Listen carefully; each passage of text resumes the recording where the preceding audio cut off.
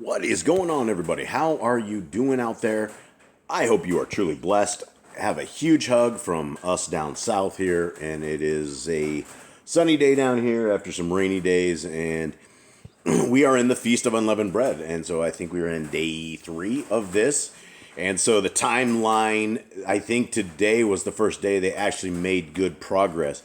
Passover, they did not leave. The day afterward, they pillaged all the Egyptians. The next day, they were all in Ramses, where they all broke into groups of 50s or 100s, I believe. And then today, I believe they're officially off. And so they would have probably been traveling through the night. I would imagine they traveled through the night and took shifts and people in carts and various things of that nature. But man, these are the appointed times, and these are the times that we can all truly be excited for. And, you know, I am so excited about the people of Yah, about you guys, about the people who keep the laws, statutes, and commands. And recently we've encountered another family over in South Africa, and I did not know there were Torah-keeping families similar to ours. I know that there are Torah-keeping families. Our family is a little unique from the perspective that we're totally off-grid. We're out in the middle of nowhere. There's no way to actually get to medical facilities if something happens to us. We are, in dire straits if something terribly happens. I mean, we're literally have to run under the old oak tree and get ready to be planted.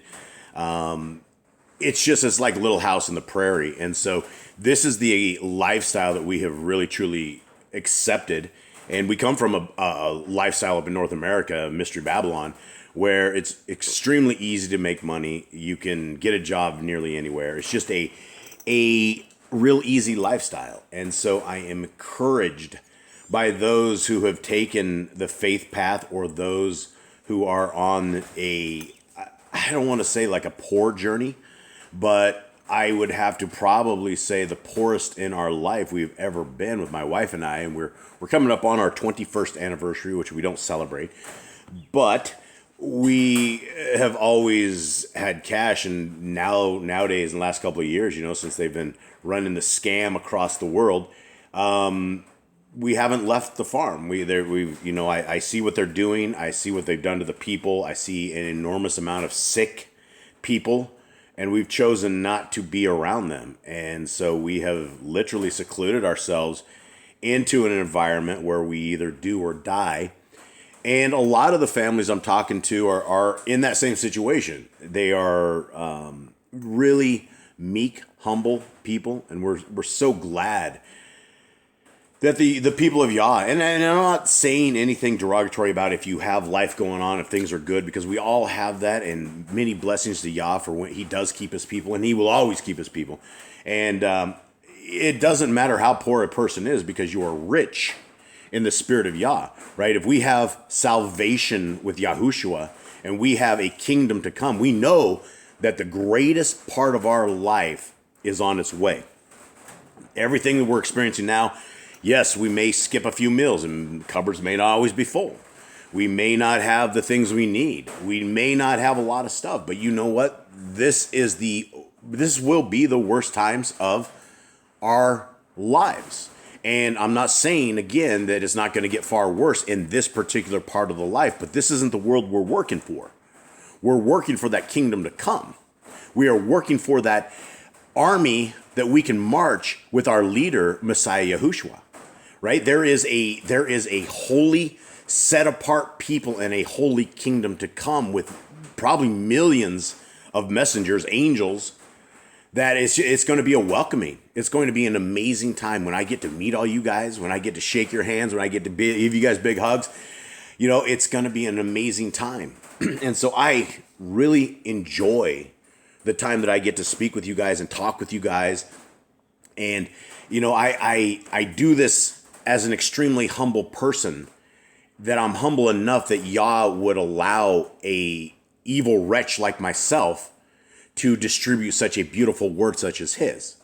And there is the people I meet in the little jungles and in this stuff, I think to myself, wow, these people are very holy. They're extremely set apart. And I tell my wife, they're even more set apart than we are. in a lot of things. And it is amazing to see this kind of humbleness and gentleness and kindness and people happening in the poor world, right? It is so amazing to see this. And so as I get to be blessed by reading scriptures with you guys and studying up and trying to show myself approved unto Yah, and that, as a family, I think we can read these scriptures and we can come to a conclusion, because we've been under a false doctrine for so long, doctrines that have us believe that the Son of the Most High, Yahuwah, the Son, Yahushua, is Yah. And when we read one scripture and we come to that conclusion, we are not doing ourselves a service. When Abraham was told to offer up his son, Yitzchak, he believed, and this is what we read in Hebrews, is that he would be raised from the dead. Because Yah told him that his seed was going to be spread out for all the Shemi. It was going to be, you can't count the number of generations that you're going to have, and it's all going to come from Yitzchak, Isaac. He believed this. And that's our forefathers. These are the people that walked with this. And when we read the scriptures, our Creator told him, Abram, to sacrifice his son. He didn't say, Abram, I want you to go kill yourself. Abram, I want you to offer yourself a sacrifice. He says, I want you to offer up your son. The son, the seed, the heir to the world I'm telling you is going to come. I want you to kill him. So when we come to our Creator that has offered up his son, he did not come and die for us. Our Creator did not come. Hasatan, the powers of evil, did not come, and they did not succeed, and they did not kill our Creator. The Son of God, of Elohim Most High, the Son of Yah, Yahushua, Jesus the Christ is most know him by, came and died, and he lived a perfect, Torah-filled, unadulterated, perfect, according to the Torah life, and he was killed for that. Now, when we take our Creator as his son and the son as the Creator, and we don't give them that split, then when it says in Deuteronomy 6, Shema Yisrael, Yahuwah your Elohim is one. Well, that would be a lie, because he would be two. So is our Creator a liar? When our scriptures tell us that Yahushua is sitting at the right hand of his dad, is that lying as well? Who's lying?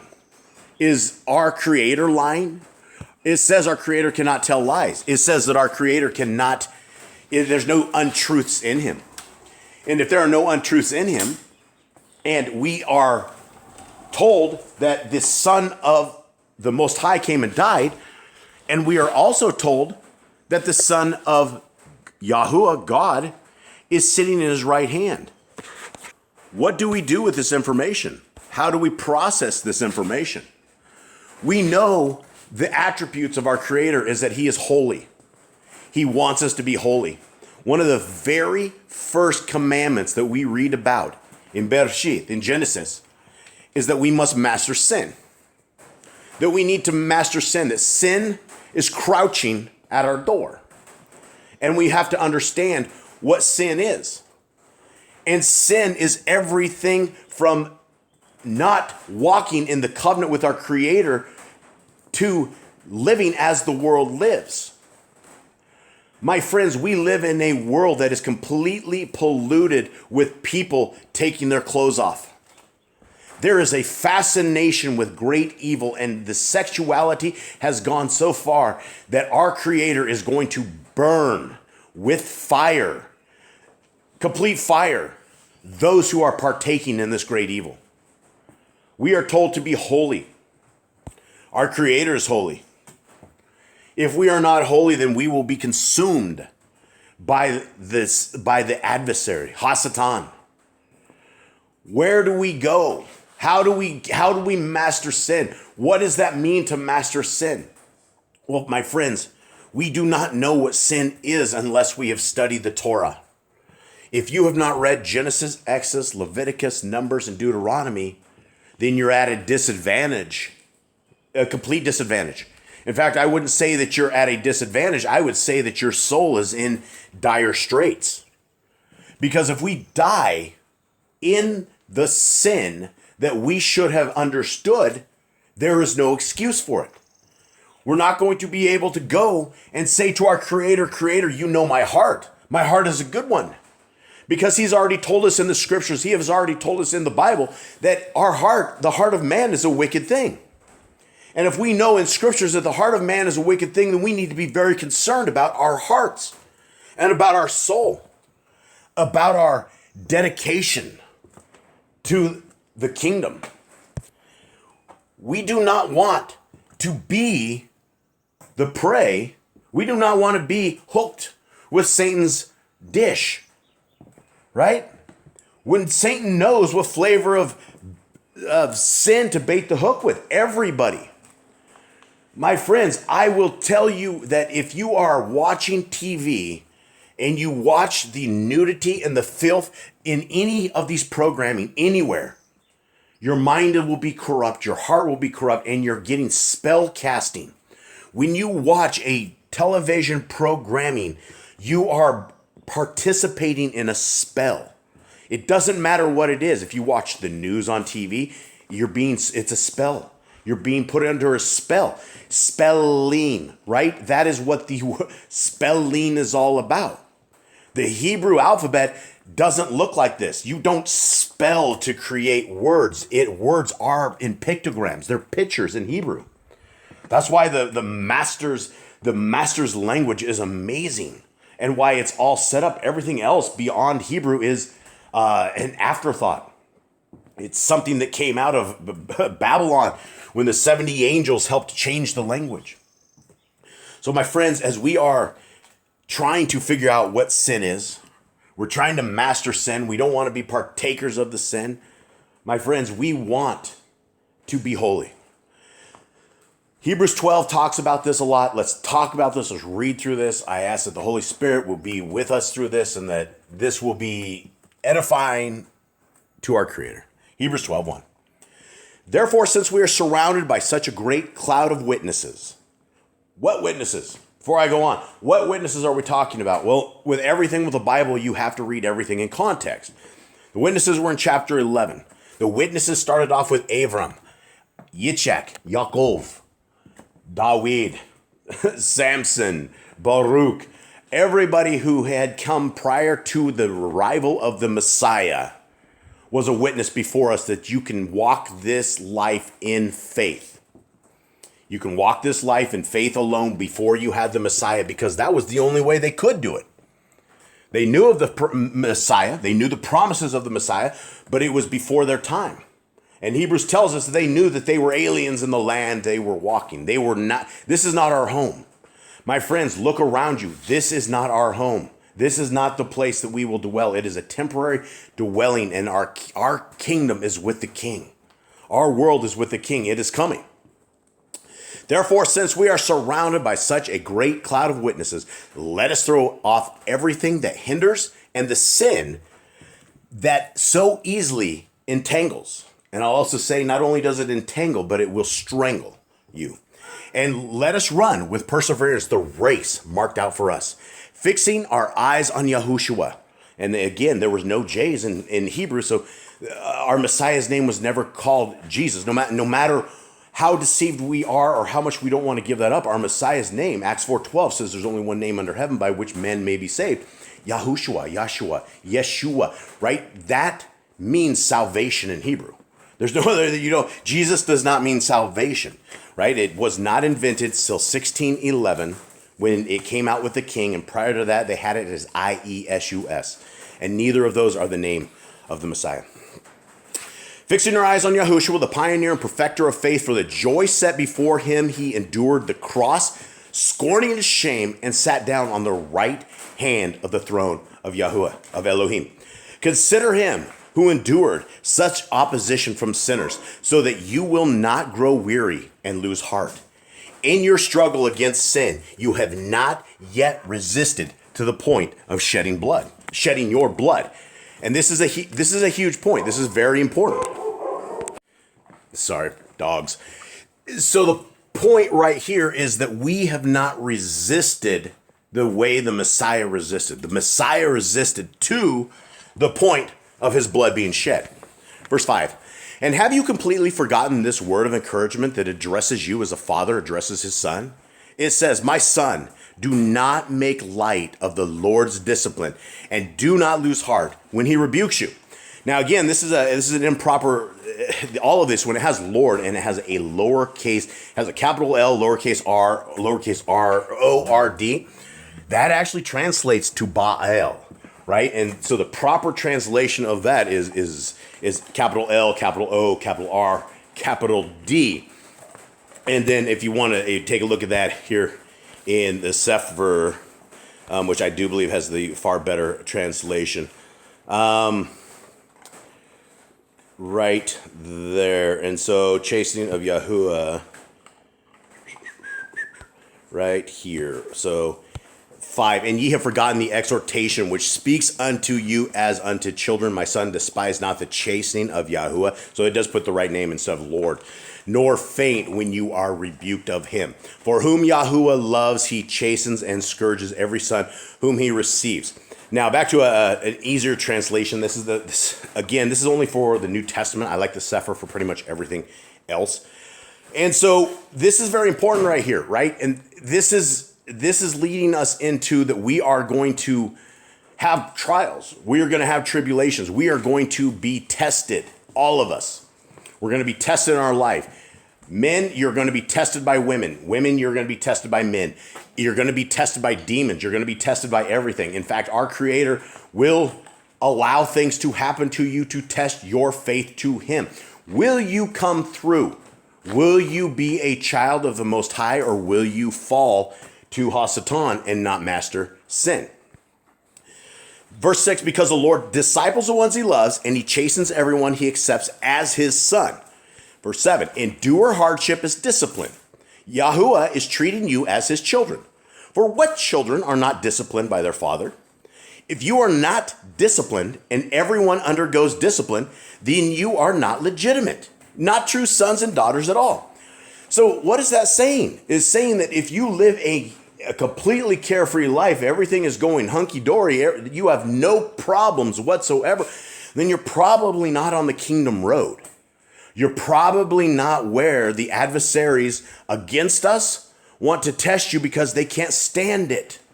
I can tell you without a shadow of a doubt that this family gets annihilated in the spiritual realm because we love the Torah and because we teach the Torah. It's expected. I expect it. When we lose 20 cows of 22, I expected this. And I realized it. Do I like it? No. Nothing is good about it. Nothing feels good about it. Testing is not good. But if we were not tested, then I would know that we are doing something, not in the right way. Verse 9. Moreover, we have all had human fathers who disciplined us, and we respected them for it. How much more should we submit to the Father of spirits and live? Yeah, I love repeating the verse of how scary is it to fall into the hands of the living Elohim. When we are naked before our Creator, the one who designed us, and we're flat on our knees and our face to the ground, are we worthy? Are we worthy? How scary is this? Verse 10, they disciplined us for a little while as they thought best. But Yahuwah Elohim disciplines us for our good, in order that we may share in his holiness. No discipline seems pleasant at the time, but painful. Later on, however, it produces a harvest of righteousness and peace for those who have been trained by it. And I would have to say, yeah, I expect to lose every last hurt. I expect to lose our lives. I expect to lose everything before this is all said and done. But I will never, ever blame Elohim for this. I will never, ever say I will never curse him. It will never, ever happen like this, because we have blessings and we have a history of blessings. We are all to a certain point in our lives where if we did not have the hand of Elohim with us, we would be long gone. We would be long gone. We've already gotten blessings to get us to where we are today. Now needs to be our faithfulness and our work towards the kingdom that takes us to that next step. Verse 12, therefore, strengthen your feeble arms and weak knees. Absolutely. Make level paths for your feet so that the lame may not be disabled, but rather be healed. And make level paths for your feet. I could tell you as a farmer, level paths are very important. You'll end up on the ground if you step into some weeds and there's a hole there. It's level ground is absolutely important. Verse 14, make every effort to live in peace with everyone and to be holy. Without holiness, no one will see the Lord. And again, that's not Lord, it's Yahuwah. This is something I'll tell you the honest, straight truth. We deal with a lot of unholiness issues in this house. And I'm just keeping it to you straight. We're a bunch of guys. We fall to getting our gym lights on sometimes, and it's easier to crack a joke than it is to be holy. And yes, we laugh. It's a funny joke, but then I think back and I'm like, wow, we don't need to say things like that. It may be funny, but the Messiah is correct. It is not it's not what you eat that defiles the mouth, but what comes out of a man's mouth that defines his heart. How wicked are you? And so we are chastised, we are sharpened, we are meant to become holier and holier. We are meant to be set apart priests for our Creator. We need to be doing our priestly duties of helping and chaperoning and talking to people and giving them the information. This is why our door for this family is always open. And this is why we spend a tremendous amount of time in comments. Anybody that comments always gets a reply back. We try to always reply to somebody if it looks like a question or more than just a comment. If somebody has stuff, we're always on it. And we task our family with it because that's what we need to be doing. We need to be ministering to the needs of the kingdom. And the needs of the kingdom is the deception that we've all been under. That we've learned all these lies that the laws of God are no good and the Messiah died so that we could live these reckless, crazy lives when it's not that at all. When we've always been called to holiness. We've always been called to act different, set apart. We want to be set apart. So, verse 15. See to it that no one falls short of the grace of God and that no bitter root grows up to cause trouble and defile many. Okay, so how would you fall short of the grace of God? Well, we know that we have grace. We have limited grace. And everyone's going to go, oh, we don't have limited grace. It's grace unbound. My friends, if we know the Torah and we are walking contrary to the Torah by our own choice, we're not going to find grace.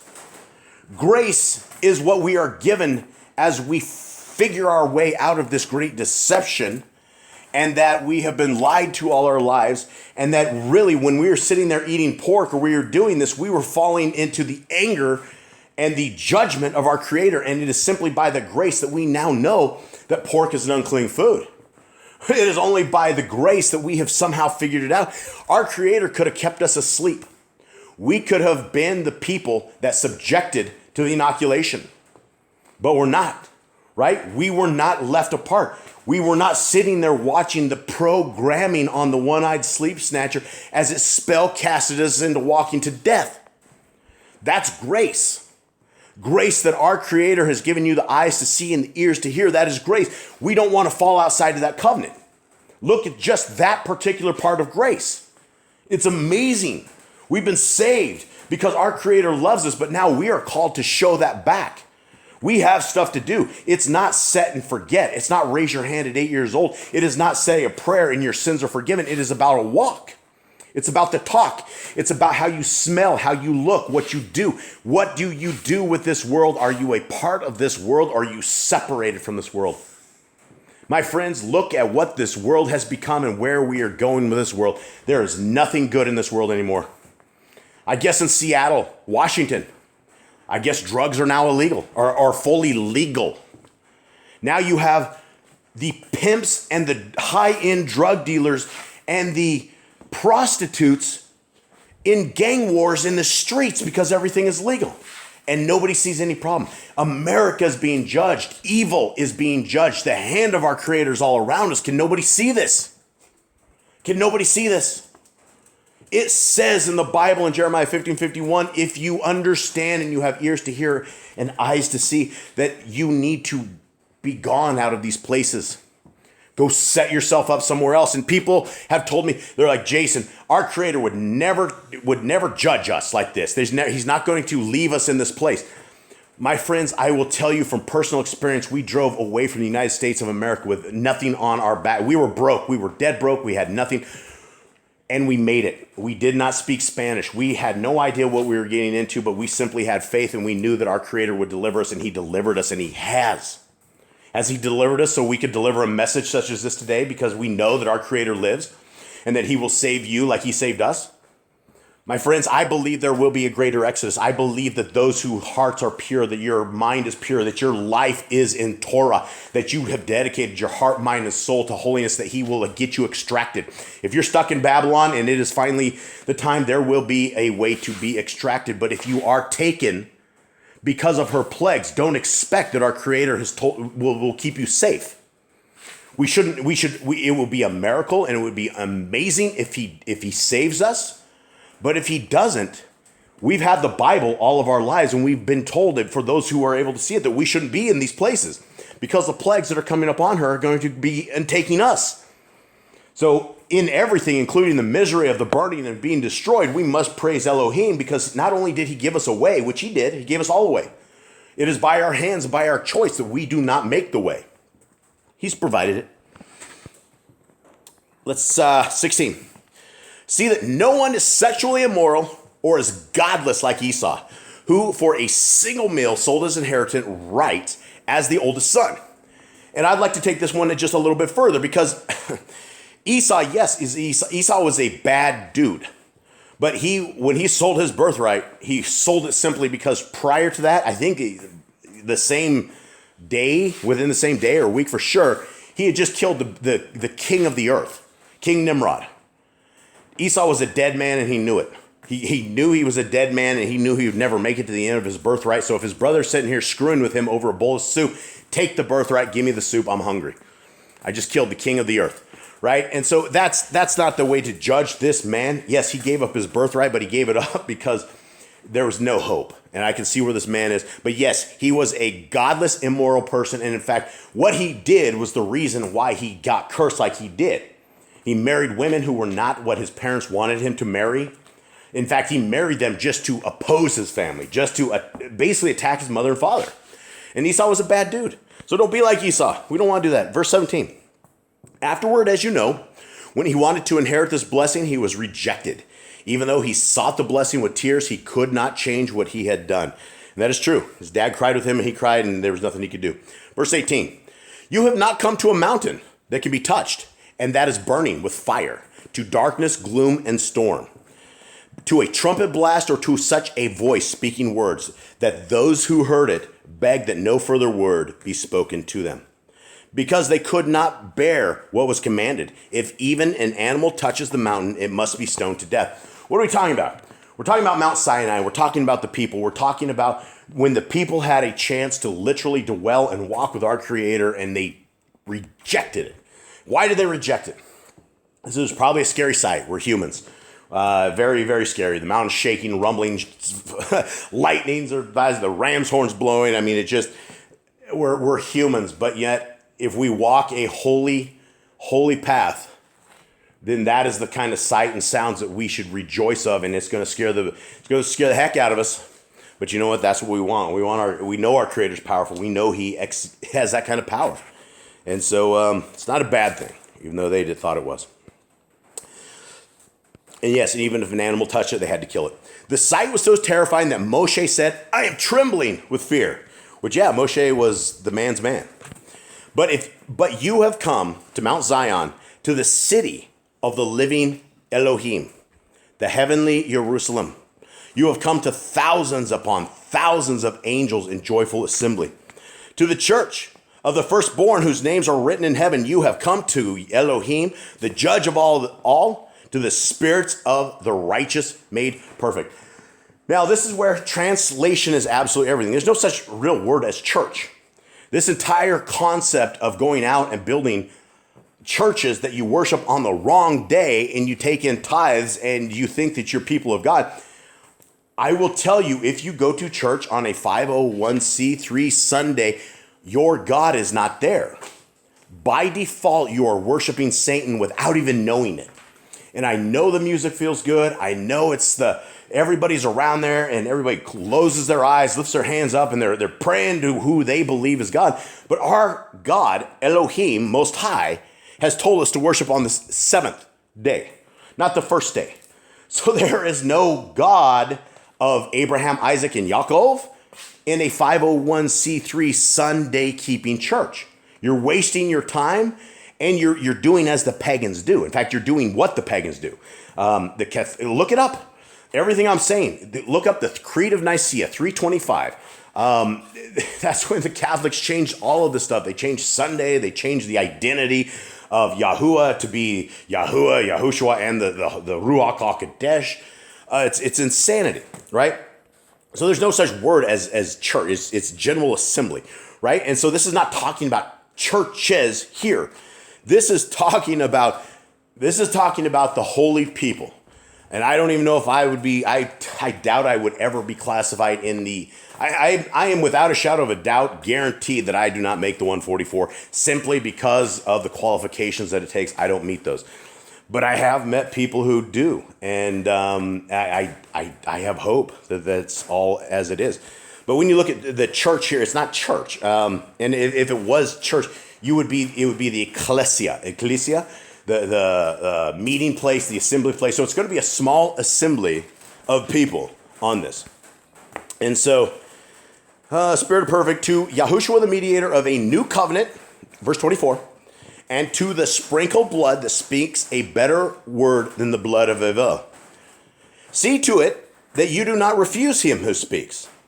If they did not escape when they refused him who warned them on earth, how much less will we if we turn away from him who warns us from heaven?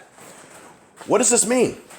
Well, I would have to say that probably right now you are receiving a warning from the Shemaim, right? This is probably a message that our Creator would probably want everyone to hear, that we should walk exactly in a straight line as he has told us to walk.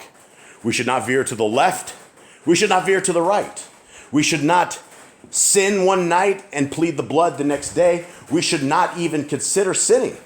We must master sin so it does not crouch. So if the warnings that we have had back in the day, he's just saying, look, we've had all of these warnings. When this happens, don't say you have not been warned. Verse 26, at that time his voice shook the earth, but now he has promised, once more I will shake not only the earth, but also the heavens. The words once more indicate the removing of what can be shaken, that is, created things, so that what cannot be shaken may remain. Wow. So it's going to get wild, is essentially the bottom line of this whole thing. We've been warned. We've been told. We've been given a Torah. We've been given a beautiful body in creation.